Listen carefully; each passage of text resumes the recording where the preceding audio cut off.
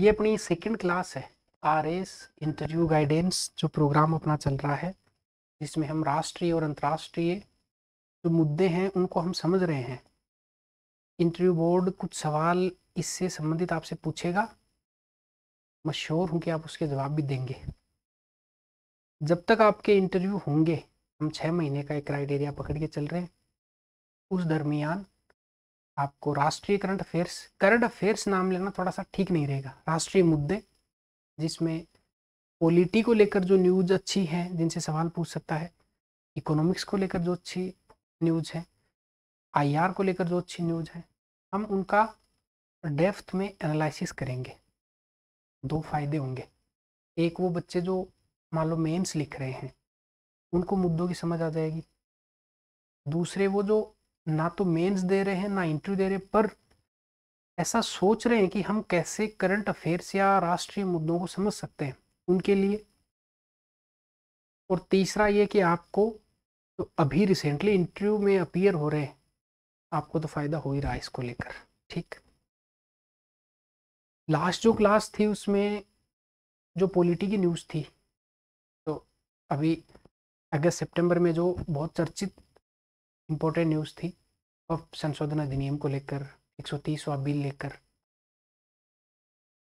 राजनीतिक अपराधीकरण को लेकर हमने बात करी। आज का जो अपना डिस्कशन के मुद्दे रहेंगे वो इंटरनेशनल जो रिलेशन है आईआर, इसको लेकर हम चर्चा करने वाले हैं। अगर आईआर की बात करूं तो मैं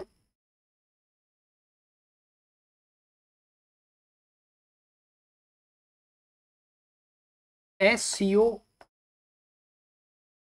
काफी चर्चा में रहा है।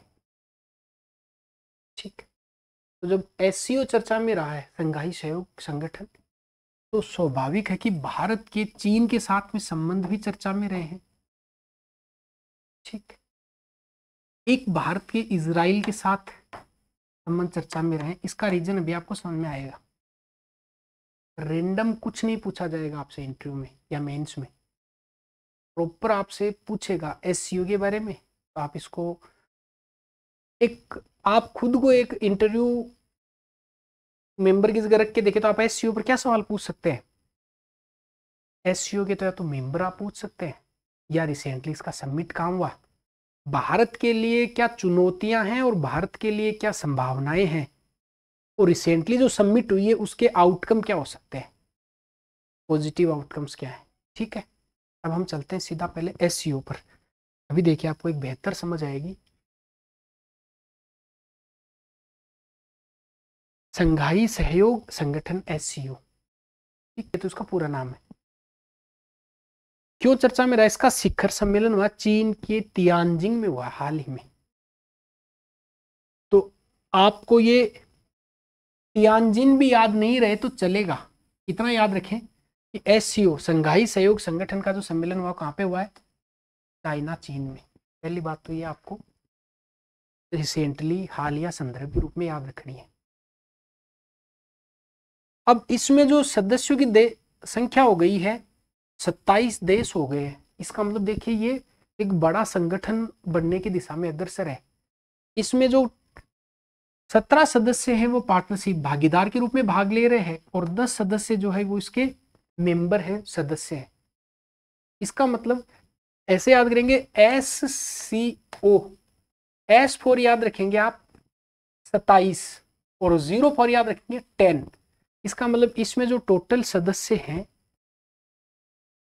फैक्ट के रूप में याद करने के लिए, जो एससीओ है, एससीओ में एस फॉर हम पकड़ लेते हैं 27, तो टोटल इसमें अभी कितने सदस्यों ने भाग लिया है, और इस 0 को पकड़ के कितना बना देते हैं 10।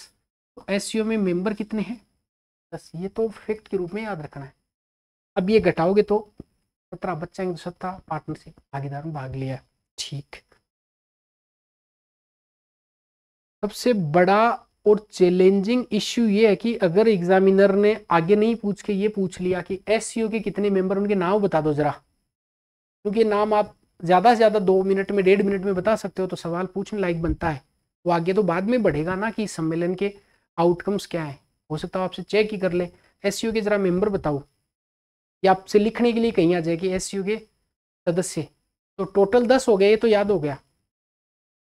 देखो एक ओबीएस दिमाग में याद रखनी है चीज कि इंडिया है तभी हम पढ़ रहे हैं, ज्यादा रेलिवेंसी है, तो इंडिया तो है ही है, तो इसको हमने ऐसे ड्राफ्ट के रूप में याद कर लिया एक बॉक्स में कि इंडिया इसमें बीच में हो जाएगा। ठीक, अब इंडिया है तो पाकिस्तान है, और पाकिस्तान है तो चीन है, तो ये तीन तो आपके याद रह गए होंगे। एससीओ इसीलिए ज्यादा चर्चा का मुद्दा है क्योंकि इसमें पाकिस्तान भी है और चीन भी है। तो एससीओ में अपने दोनों जो पार्टनर हैं लेफ्ट और राइट वाले, वो दोनों इसमें शामिल है। कौन कौन? पाकिस्तान और चीन। ठीक, अब आपको दो ऊपर वाले सदस्य याद रखने, फिर नीचे वाले और याद करेंगे। एक इसमें रूस है और एक इसमें ईरान है, याद रहेगा, रूस और ईरान।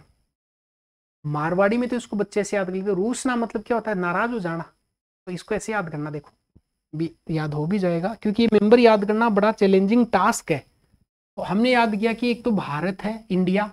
अब ये आप जरूर याद रखेंगे कि वहां पे भारत नहीं बताएंगे इंटरव्यू में, क्योंकि भारत और इंडिया में बेसिक डिफरेंस ये है, तो इंटरनेशनल स्तर पर नाम लिखा जाएगा वो भारत नहीं लिखा जाके इंडिया लिखा जाएगा। तो भारत का जो कूटनीतिक नाम है, प्रशासनिक नाम है, वो इंडिया है, और सांस्कृतिक नाम भारत है, तो भारत नहीं होगी, इंडिया है। पर अभी आप याद रख लेंगे इसका लेफ्ट और राइट। लेफ्ट में कौन आ गया, इधर, इधर वाले में, इधर वाले में, तो इधर पाकिस्तान आ गया और इधर चाइना, चीन आ गया। चीन क्या करता है आपसे, वो तो रूसा ही हुआ रहता है, पाकिस्तान भी रूसा होता है, तो मैंने रूस पकड़ लिया, इस रह से काम बन जाएगा, इधर आ रहा है और इधर आ रहा है, याद रह गया। 1 2 3 4 5 तो याद हो गया आसानी से। अब वो आगे वाले 5 याद और करने, अभी याद हो जाएंगे। देखो बड़ी फनी सी ट्रिक है पर याद रखेंगे। इंडिया, चाइना, पाकिस्तान, रूस तो याद कर लिया। अब आपको काकी और ताऊ को भी शामिल कर लेना है। किस किस को? काकी और ताऊ। थोड़ी सी फनी सी है पर क्या करें, याद रखना पड़ेगा। काकी ताऊ, देखो ये काकी हो गया, काकी याद कर लो, और ये ताऊ हो गया, ताऊ भी तो है, तो काकी और ताऊ, बी फॉर बेलारूस। अब याद कर लो, देखो हाँ वैसे भी याद हो रहा है सीधा सीधा, रूस है तो सीधा सीधा बेलारूस भी याद कर लो, ये बेलारूस हो गया। अब काकी ताऊ को और लिख दो, तो काकी फॉर कजाकिस्तान, किर्गिस्तान, तजाकिस्तान और उज्बेकिस्तान, तो काकी और ताऊ हो गए, याद रखेंगे। ये टोटल 10 सदस्य है। ये तो इसका बेसिक स्टेप जो आपको याद करना है, वेर मिनिमम इतना याद होना चाहिए। अब आगे चलते हैं। ये चर्चा में इसलिए और अच्छा रहा क्योंकि प्रधानमंत्री जी ने एससीओ का संघाई सहयोग संगठन के नया ही नाम बोल दिया वहां जाके। क्या बोला? बोला एस फोर होता है सिक्योरिटी, ठीक है, ओ फोर होता है अपॉर्चुनिटी, और सी फोर होता है कनेक्टिविटी। तो मोदी जी ने क्या नया नाम दिया एससीओ का? सिक्योरिटी, कनेक्टिविटी और अपॉर्चुनिटी बोल देना आप कहीं।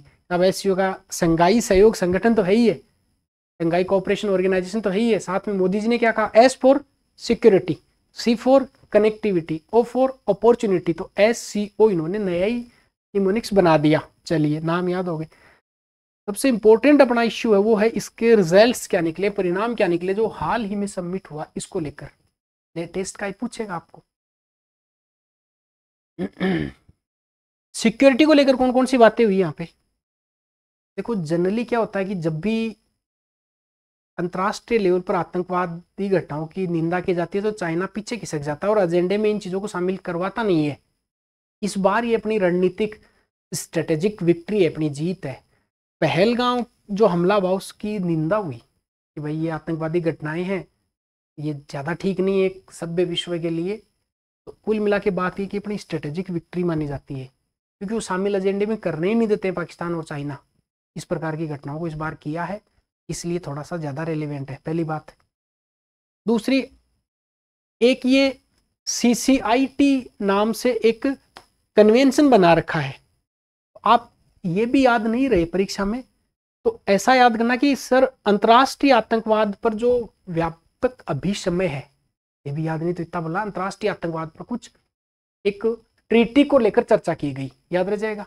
तो 2 फैक्ट। तीसरा, एससीओ एंटी ड्रग्स सेंटर बनाने तो एक बात की गई है, क्योंकि अपने ड्रग्स को लेकर बहुत बड़ा मुद्दा चल रहा है। तो एससीओ एंटी ड्रग्स को लेकर कोई समझौता हुआ है।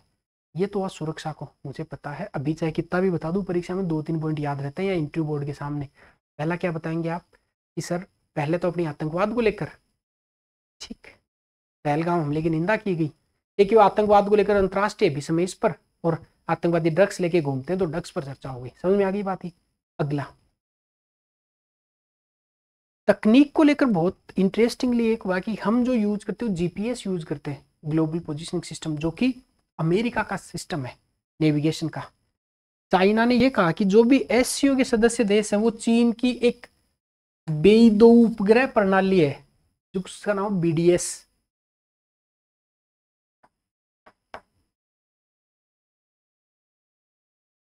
समझ में आ गया। तो ये जो चाइना की जो बीडीएस का उपग्रह प्रणाली है, इन्होंने ये कहा कि इस उपग्रह प्रणाली का यूज किसके द्वारा किया जा सकता है, एससीओ सदस्य द्वारा। इसका मतलब कहीं ना कहीं अमेरिका के जीपीएस सिस्टम पर अपनी निर्भरता कम रहेगी, तो बीडीएस को अपनाने की बात की गई। एक एससीओ विकास बैंक बनाने पर भी सुझाव दिया, एससीओ डेवलपमेंट बैंक। ये फाइनेंस को लेकर बात हुई। चलिए, इसका मतलब अगर हम समराइज करें, एक पेज से ज्यादा के नोट्स बनाने ही नहीं है आपको, हम अगर इसको समराइज करें तो देखिए, सबसे पहले हमें फैक्ट याद हो गए। देखिए, समरी के रूप में एससीओ के फैक्ट आपको याद हो गए। मैं इसको मिटाऊं तो एक बार मिटा देता हूं ताकि और क्लियरिटी आ जाए। इसका रिसेंटली शिखर सम्मेलन कहाँ पे हुआ, चाइना, चीन में हो गया, ये याद रहेगा। सदस्यों की संख्या आपने याद करी ली, टोटल 27 ने भाग लिया, परमानेंट इसके 10 है। 10 में मैं अगर शॉर्ट फॉर्म में लिखूं तो एक पाकिस्तान है, इंडिया है, चाइना है, रसिया है, ईरान है, और रूस के साथ ही क्या लिख देंगे, बेलारूस। अब कौन कौन बच गए, काकी और ताऊ। तो देखिए, Kazakhstan, Kyrgyzstan, Tajikistan, Uzbekistan, total 10 हो गए। चीन में हुआ है। इसके आउटकम अपने पीएम साहब ने कौन सी एक लाइन बोल दी, S for security, C for connectivity, O for opportunity. अच्छा, रिजल्ट्स क्या निकले, रिजल्ट्स हमने कई भागों में बांट के देख लेंगे। पहला रिजल्ट ये निकला सुरक्षा को लेकर, सिक्योरिटी को, तो आप बोलना पहलगाम हमले की सर निंदा हुई, जो आतंकवाद पर जो अभिसमय कन्वेंशन है इसको लेकर चर्चा की गई, और एंटी ड्रग सेंटर बनाने की बात की गई। याद रह जाएगा, आतंकवादी ड्रग्स लेके घूमते हैं पहलगाम में, उन पर रोक लगाने की बात हुई। एक बीडीएस प्रणाली जो बोइदो सिस्टम है, इस बीडीएस को अपनाने की बात की गई कि एससीओ के सदस्य देश अब जीपीएस के बीडीएस यूज कर सकते हैं, ठीक। और एक एससीओ विकास बैंक बनाने की बात की गई है। इससे ज्यादा ना तो परीक्षा में याद रहेगा और ना एससीओ पर ज्यादा याद करने की अभी जरूरत है, 10 सदस्य याद रह जाएंगे। और इसका रिसेंटली, चूंकि हम करंट के मुद्दे डिस्कशन कर रहे हैं, फिर आपको लगे कि सर एससीओ की पूरी स्टोरी और हमें कभी बताओ, तो बहुत अच्छे तरीके से कॉन्सेप्ट और ट्रिक के साथ में आपको मैं एससीओ पूरा भी करवा दूंगा, ठीक। एक मुद्दा पूरा हुआ है। अब दूसरा मुद्दा स्वाभाविक रूप से क्या बन गया अपना, कि जब एससीओ के साथ, एससीओ का जब कन्वेंशन सम्मेलन हो रहा था, शिखर सम्मेलन, चीन के साथ में अपने प्रधानमंत्री जी की, चीनी राष्ट्रपति की डायलॉग हुआ है। इसका मतलब भारत और चीन संबंध अब कहीं न कहीं क्या रह गए, हॉट टॉपिक बन गया, चर्चा के मुद्दे रह गए। तो सवाल जब भी कभी पूछा जाएगा तो हवा में नहीं पूछा जाएगा, उसके पीछे की कोई स्टोरी होगी, और वो स्टोरी ये ऐसी होगी, इसलिए भारत और चाइना संबंध अपने आप इंपॉर्टेंट हो जाते हैं। चलिए, अब भारत चीन संबंध, इसका कंटेस्ट क्या है, क्यों चर्चा में रहा, इसको सुनते हैं। पहली बात, पहला इसलिए चर्चा में रह गया कि एससीओ के दौरान प्रधानमंत्री और चीन के राष्ट्रपति की बातचीत हुई, डायलॉग हुआ इनका। और दूसरा, एक विशेष प्रतिनिधित्व है, स्पेशल रिप्रेजेंटेटिव एसआर नाम होता है इसका, इसके 24वें दौर की भी वार्ता भी हुई है। जनरली भारत के विदेश मंत्री, रक्षा मंत्री या स्पेशल रिप्रेजेंटेटिव और उनके जो काउंटर पार्ट है, मतलब उसके समकक्ष चीनी उनकी आपस में वार्ताएं होती हैं। अभी जो वार्ता हुई है कौन से नंबर की हुई है? 24 की, लास्ट 1.5 महीने पहले। तो दोनों टॉपिक अपने आप लिंक हो रहे हैं। 24वीं वार्ता हो गई, प्रधानमंत्री जी चीनी राष्ट्रपति से वार्ता कर ही रहे हैं, साथ में एससीओ का सम्मेलन हो गया। इसलिए स्वाभाविक है भारत और चीन संबंधों पर आपसे सवाल पूछा जाए। ठीक है, इसको हम कैसे कैसे बांट रहे हैं? सबसे पहले हम बांट रहे हैं कि चैलेंजेस क्या क्या है भारत चीन संबंधों को लेकर। चैलेंजेस हम कैसे डिवाइड करके देखेंगे? मान लो पूछ ले कि भारत और चीन संबंधों में चुनौतियां क्या है, चुनौतियों से फिर समाधान निकलते हैं। पहली चुनौती है अनसुलझी सीमाएं। अपनी जो बाउंड्री बहुत क्लियर नहीं है। तो जैसे डोकलाम है, गलवान घाटी, विवाद होते ही रहते हैं हुए। तो एक तो आप बोलेंगे सर बॉर्डर डिस्प्यूट है। दूसरा व्यापार असंतुलन, ट्रेड इम्बैलेंस है। कैसे? व्यापार घाटा 99 अरब डॉलर तक है भारत और चीन का। हाँ, मतलब इंपोर्ट और एक्सपोर्ट जो डिफरेंस होता है उसे व्यापार घाटा बोला जाता है। इकोनॉमिक्स का कॉन्सेप्ट हम डिस्कस कर लेंगे इसको भी। भारत का सबसे बड़ा व्यापारिक साझेदार अब चीन हो चुका है। इसलिए हम हमेशा जब भी कोई, देखिए एक कॉमन सवाल मैं आपको बता देता हूँ ताकि क्या पता, जब भी चाइना के साथ में कोई भी अपना डिस्प्यूट होता है, दो डिस्प्यूट समझ लेते हैं, चाहे चीन और इधर यूएसए। देखो चीन के साथ में जब भी हमारा डिस्प्यूट होता है हम क्या कहते हैं? चीनी इंपोर्ट को, चीनी मतलब चीन के सामान को आयात हम नहीं करेंगे। इससे चीन के नुकसान होएगा ही, समझ में आ गया? और जब भी यूएसए और भारत का डिस्प्यूट होता है तो यूएसए वाले बोलते हैं कि हम भारत से इंपोर्ट आयात नहीं करेंगे। क्यों? देखिए साधारण एग्जांपल से समझाता हूं। चीन को हम मान लो 10 वस्तुएं भेज रहे हैं और चीन से ला कितनी रहे हैं? 60। तो घाटा किसके हो रहा है? भारत के। कितने का? 50 का। इसका जस्ट उल्टा कर लेते हैं, बहुत देसी उदाहरण है ये। ऐसा ही भारत अमेरिका को भेजता है 100 चीजें और अमेरिका से मंगाता 40 चीजें। तो घाटा अमेरिका को हो रहा है कि व्यापार घाटा। इसको CAD हमने इकोनॉमिक्स में पढ़ा है, current account deficit, balance of payment के कॉन्सेप्ट। तो आप इतना समझ लें कि चाइना से हम भेजते चाइना को कम है, मंगवाते ज्यादा है। तो जब भी चाइना के साथ होता है हम कहते हैं इसका सामान हम नहीं मंगवाएंगे।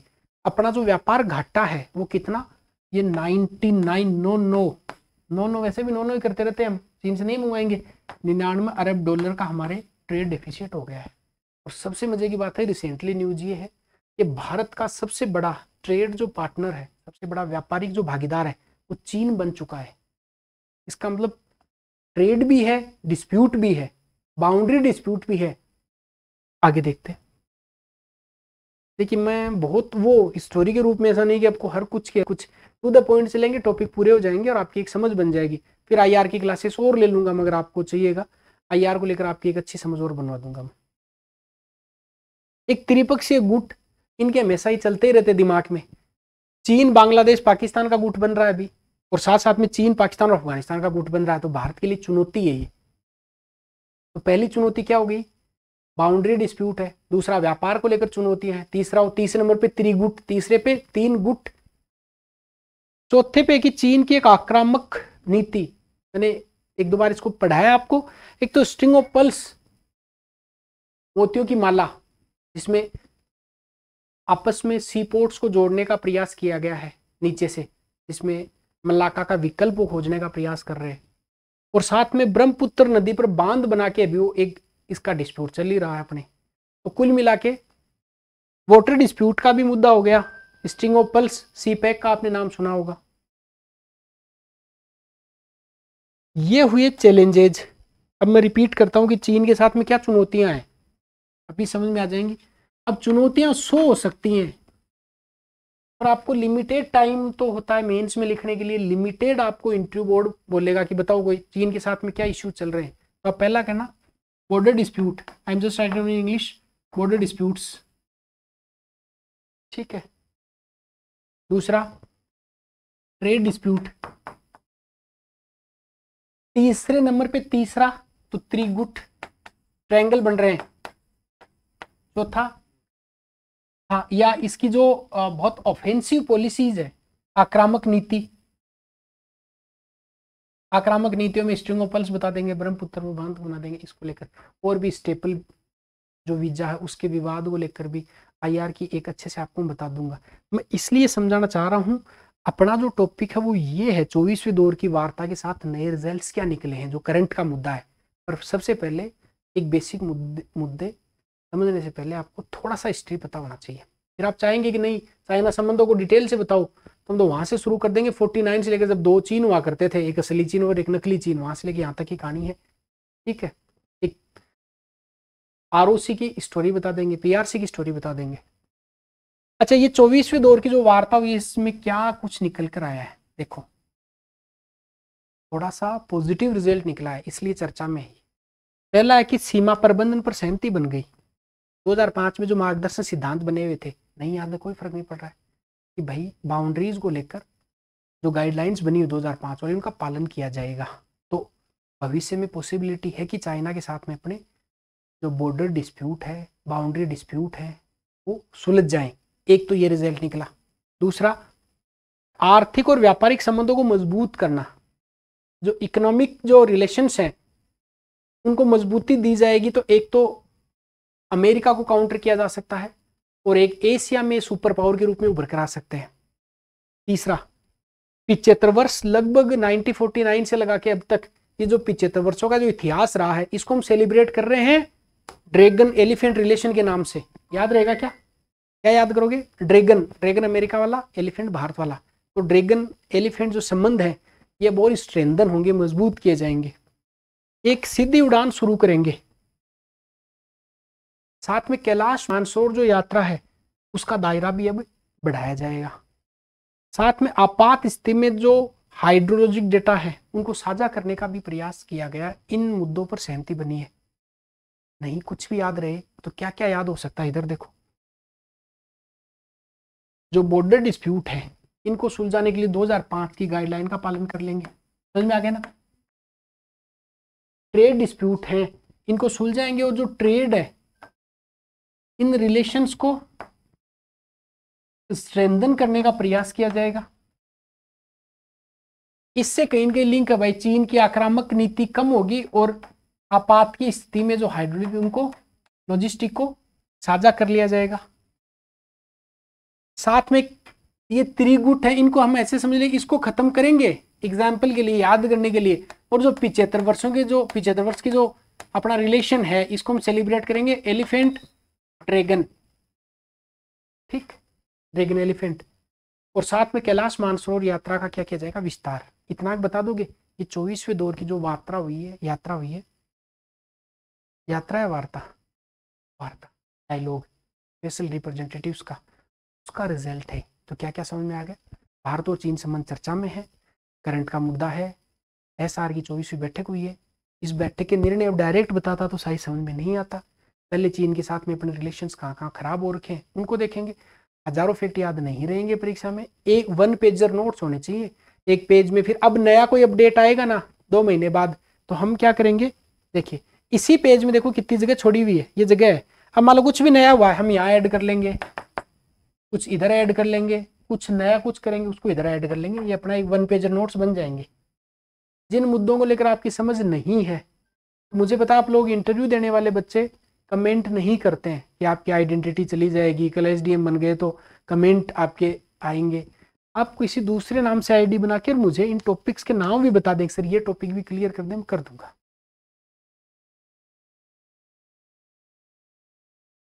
अब देखिए, अच्छा सवाल है, संभावना थोड़ी सी कम है पर मुद्दा बहुत इंपॉर्टेंट है। भारत और चाइना जो रिलेशन है ये पूछा नहीं जाएगा, ऐसे ही पूछ ले कि साहब भारत और चाइना जो बेसिकली रिलेशन है इसका फ्यूचर इंपैक्ट क्या हो सकता है, या इसकी संभावनाएं क्या क्या है, क्या क्या पॉसिबिलिटी है, इंडिया के लिए क्यों इंपॉर्टेंट है, इनको पढ़ के बताता हूँ। पहला है कि भाई इकोनॉमिक सर्वे जो 2023-24 है इसमें जो फोकस किया गया था निवेश को लेकर, विनिर्माण के लिए चीन से निवेश आकर्षित करने की बात की गई थी, चीनी कंपनियां भारत में आए, तो इकोनॉमिक रिलेशन मजबूत करने के लिए बहुत जरूरी है। रेयर अर्थ मिनरल आपको पता होगा जो दुर्लभ अर्थ मिनरल है 70% तक उत्पादन कर रहा चीन, जो कि भविष्य का ये मतलब मान के चले कि ये बैकबोन होगा आने वाली इंडस्ट्रीज का। तो जो रेयर अर्थ मिनरल्स है उसका 70% उत्पादन चीन कर रहा, तो भारत को जरूरी हो गया चीन के साथ में संबंध बनाए रखना। नवीनीकरण ऊर्जा लक्ष्यों के लिए जो सौर मॉड्यूल है, और जो अब देखिए हम सौर ऊर्जा की बात तो करते हैं, फिर हम कहते हैं चाइना से इंपोर्ट नहीं करेंगे। वो कोई चॉकलेट मूंगफली बंद करने से कुछ होगा नहीं। असल में अपना जो सोलर जो पैनल बन रहे हैं उनमें बहुत सारी चीजें चाइना से इंपोर्ट होकर लगती है, अदरवाइज अपने सोलर पैनल काम नहीं करेंगे। तो हम जो सौर ऊर्जा है उस पर जो, और पवन ऊर्जा उस पर जो डिपेंडेंसी किस पर है, अपनी चाइना पर, क्योंकि बहुत सारे मॉड्यूल्स हैं, सेल्स हैं, कई सारी तकनीक है, कई सारे पार्ट्स हैं, वो वहां से हम लेकर आते हैं। साथ ही साथ में ब्रिक्स और एससीओ में दोनों ही मेंबर हैं, तो एक मंच है जो कि बेसिकली एक जो क्षेत्रीय जो संगठन है उनकी मजबूती के लिए इनका रिलेशन बहुत जरूरी हो गए। WTO, IMF, UN, इन संस्थाओं में क्या कि विकसित राष्ट्रों का हमेशा दबदबा रहता है। इसको काउंटर करने के लिए बहुत जरूरी है भारत और चीन का साथ में आना। जलवायु परिवर्तन है, ऊर्जा है, स्वास्थ्य है, इन सब पर अगर आवाज उठानी है तो इन दोनों के साथ आना जरूरी है।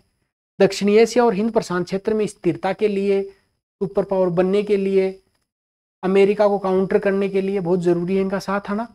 भारत, रूस, चीन अगर त्रिकोण सशक्त बनता है तो फिर आप सोच के देखिए कि नए एक वैश्विक व्यवस्था का जन्म हो सकता है। हम बेसिकली ये पूछे आपको कि चीन और भारत के जो संबंध हैं, रिलेशंस हैं, उन रिलेशंस का इंपॉर्टेंस क्या आप बता देंगे सर? पहली बात तो व्यापार को लेकर क्या रिलेशन है, दूसरा आप बता देंगे कि सर एनर्जी के लिए क्या रिलेशन है, निवेश के लिए क्या है, ट्रेड के लिए क्या है, इसके अलावा स्टेबिलिटी और सिक्योरिटी के लिए क्या है, इंटरनेशनल जो ऑर्गेनाइजेशंस हैं उनमें इंप्रूवमेंट के लिए, उनमें रिफॉर्म्स के लिए कैसे साथ आना जरूरी है। साथ साथ में भारत, रूस और चीन अगर एक त्रिकोण बनता है तो ये आने वाले जो विश्व में इन फ्यूचर जो वर्ल्ड ऑर्डर बनेगा इसके लिए एक नई धुरी का काम कर सकता है। राइट, आगे बढ़ते हैं। ये हो गया चीन। छोटा सा एक टॉपिक और है, वो ये है भारत और इजराइल। ऐसे रिलेशन पूछे नहीं जाते जो बहुत दूर के होते हैं, पर चर्चा में इसलिए है क्योंकि हाल ही में अपन ने भारत ने इजराइल के साथ में BIT किया है। BIT किसको बोलते हैं? Bilateral investment treaty. तो एग्जामिनर आपसे पूछ ले कि BIT के बारे में बताओ, ये मेंस में 15 शब्द में भी लिखा सकता है BIT, वहां आपको ब्लैंक नहीं होना है। तो बाइलैटरल इन्वेस्टमेंट ट्रीटी, द्विपक्षीय निवेश संधि हुई है किस किस के मध्य? भारत और इजराइल के मध्य। अब याद हो जाएगा, देखो निवेश को बढ़ाने का इसमें लक्ष्य लिया है। इन्वेस्टमेंट देखो, तीनों चीज याद हो जाए। BIT में कितने नाम है? 3, तो 3 टारगेट है। पहला इन्वेस्ट बढ़ाएंगे, I फॉर इन्वेस्टमेंट बढ़ा देंगे, T फॉर ट्रेड की जो निवेशक है उनकी सुरक्षा कर देंगे, और B याद करना कि भाई कोई अगर धक्का मुक्की हो जाए उसका निपटान मध्यस्थता से करेंगे। अब आपके 15-50 सब तैयार हो गए मेंस में बोलने के, लिखने के लिए भी, इंटरव्यू में बोलने के लिए भी। BIT, भारत और इजराइल, 3 मुख्य चीजें। इन्वेस्ट बढ़ाएंगे, साथ में जो यहाँ पे इन्वेस्टक आएंगे उनकी सुरक्षा भी होगी, और अगर कोई विवाद हो गया उसका मध्यस्थता से क्या कर दिया जाएगा? निपटार कर दिया जाएगा। सहयोग में क्या क्या आएगा? ये सारे मुद्दे हैं। आर्थिक है, क्षेत्रीय है, विज्ञान नवाचार है। 2023 तो स्कूल व्यापार अपना कितना है? 6.53 बिलियन US डॉलर, जो कि बहुत कम है, इसको बढ़ाएंगे। क्षेत्रीय सहयोग, I2U2 संगठन का आपने नाम सुना होगा, नहीं सुना कोई बात नहीं, 2 I हैं 2 U हैं। देखो Bharat, India, Israel, UAE, USA, इसको मजबूत बनाएंगे I2U2 को। विज्ञान और नवाचार में I for F, India Israel industrial research and development innovation fund, ये बनाया गया। एक हम ब्राक, जो ब्राक एट मिसाइल है वो इजराइल से ही लेकर आते हैं, करंट में 1 लाइनर क्वेश्चन है। और साथ में जो हाइफा बंदरगाह है, ये याद रखना इजराइल का बंदरगाह है। कुछ भी याद नहीं, कोई बात नहीं, अभी 15-50 शब्द आपको याद करा देता हूं ताकि इंडिया इजराइल जो संबंध क्या हुआ इसमें, BIT किसके साथ में हुआ है? भारत और इजराइल। कितने नाम है BIT में? ठीक है, I for India, Israel. B में सबसे पहले निवेश को बढ़ा देंगे, ठीक है। कि जो निवेशक आएंगे उनकी सुरक्षा कर लेंगे, ठीक है। और अगर विवाद हो गया तो इसका क्या कर देंगे, समाधान मध्यस्थता से कर देंगे। एक तो ये हो गया। क्या महत्व है अपना इजराइल के साथ ट्रेड, I2U2, I4F, इनोवेशन के लिए फंड बनेगा। और तो क्या, ये एक ब्राक याद करना कि जो ब्राक एट मिसाइल है वो इजराइल से लेकर आते हैं, और एक वो हाइफा बंदरगाह, बस सारे याद नहीं लिखना। 4 पॉइंट अगर आपने बता दिए एग्जामिनर को, खुश हो जाएगा कि आपको पता चीजों का, ब्लैंक नहीं होना वहां। लास्ट मुद्दा है आज का, वो है UNAI की एक नई पहल है जो कि हमारे आर्टिफिशियल इंटेलिजेंस सिलेबस में लगा हुआ साइंस एंड टेक्नोलॉजी में, और हर दिन कोई न कोई नया इवेंट इस पर होता रहता है। हाल ही में जो यूनाइटेड नेशन महासभा ने AI को लेकर, AI गवर्नेंस पर अंतर्राष्ट्रीय सहयोग बढ़ाने तो दो मैकेनिज्म स्थापित करने की घोषणा करी है। पहला, AI पर स्वतंत्र अंतर्राष्ट्रीय तो वैज्ञानिक पैनल, और एक AI पर वैश्विक वार्ता होगी। कहीं याद नहीं रहे तो या तो आप ऐसे लिखें तो चिपका के आना, चिपका सकते हैं। कभी ऐसा कभी नहीं पूछा जाएगा कि AI को लेकर UN की क्या पहल है, इंटरव्यू में आपसे पूछ ले, नहीं। ये कहीं काम आएगा फैक्ट कि भी हाल ही में AI के डेवलपमेंट पर आपसे लिखवाता तो आप बता देंगे कि UN महासभा ने भी इसको लेकर 2 तंत्र स्थापित किए। एक तो वैश्विक वार्ता होगी और साथ में एक वैज्ञानिक पैनल बनाया जाएगा। क्लियर हो गया। तो लगभग हमने कितनी देर में डिस्कस कर लिया है, ये 30 मिनट में। मैं एक दिन छोड़ के एक दिन आपको क्लास देता रहूँगा। ये वाले नोट्स आपको मिल ही जाएंगे। इंटरव्यू को लेकर ये नंबर है, ये कोई पेड कोर्स नहीं है, फ्री में ग्रुप बना रखा बच्चों का जो अभी इंटरव्यू इस बार दे रहे हैं। इस नंबर पे मैसेज डाल देंगे, यहाँ से आपको मेरे नंबर मिल जाएंगे, तो हम डिस्कशन कर लेंगे चीज़ों को। आप व्हाट्सएप डाल देंगे तो आपको इस ग्रुप में शामिल करा दिया जाएगा। यहाँ PDF मिल जाएगा, साथ में आप कोई करंट के मुद्दे मिल जाएंगे, डिस्कशन कर सकते हैं जो इस बार इंटरव्यू दे रहे हैं। ठीक, तो मिले हम नेक्स्ट क्लास में। चलिए।